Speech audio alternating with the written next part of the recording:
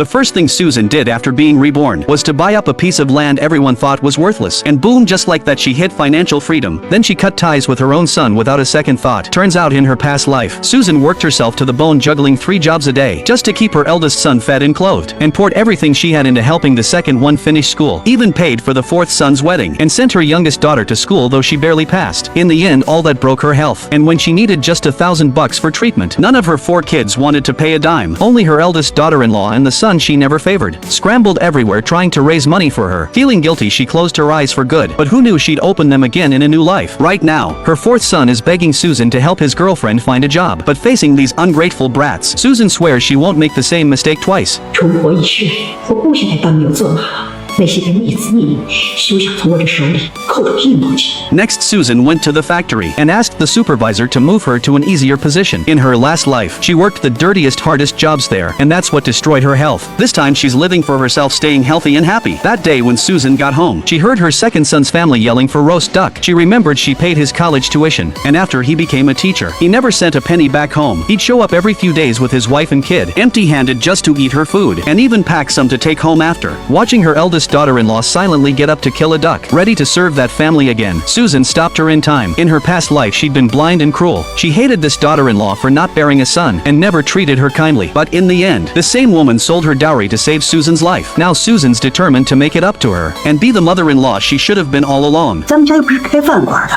那搁这点上菜呢。 Susan said just mix some scallions with soy paste, and that's all they're getting tonight. Her daughter-in-law said, but the second son wanted roast duck. Susan snapped, I don't care if it's the king himself. He's getting the same dish. 你丫留着，给你一个香香调身子。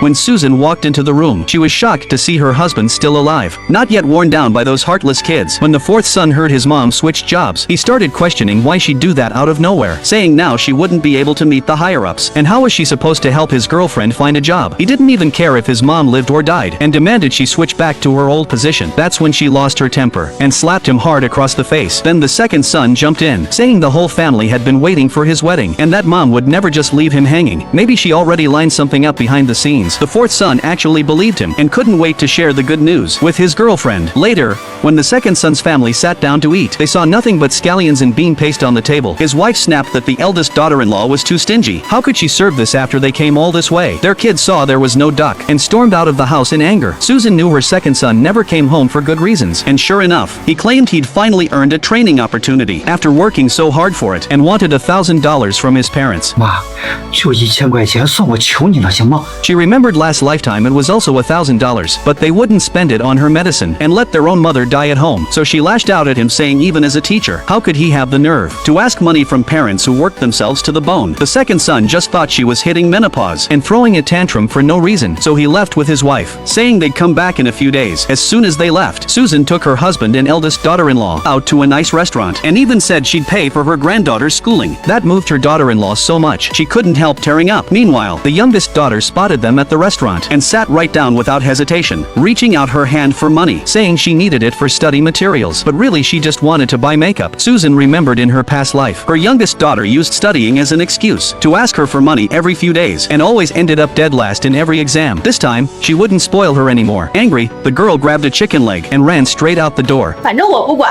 这材料费我过几天就来拿，必须给我交了。 Watching this bunch of ungrateful kids, Susan was fuming with anger. Her eldest daughter-in-law quickly served them food, trying to calm her down. Then, Susan picked up another drumstick and gave it to her granddaughter. 3 days later, the youngest secretly bought some makeup and said she was going home to get the money to pay it off. The 4th son came home with his girlfriend, hoping his mom would take her to work that very day, and the second son showed up again asking for that $1,000. They all thought their mom was still the same old softie who'd say yes to everything, but they had no idea their mother had been reborn. That very moment, Susan was about to take her granddaughter to school when she saw her ungrateful kids blocking the doorway.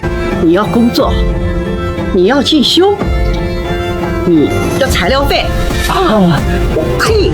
你们还真当我是许愿池里的王八了啊？还给我来先斩后奏这一套，想得美！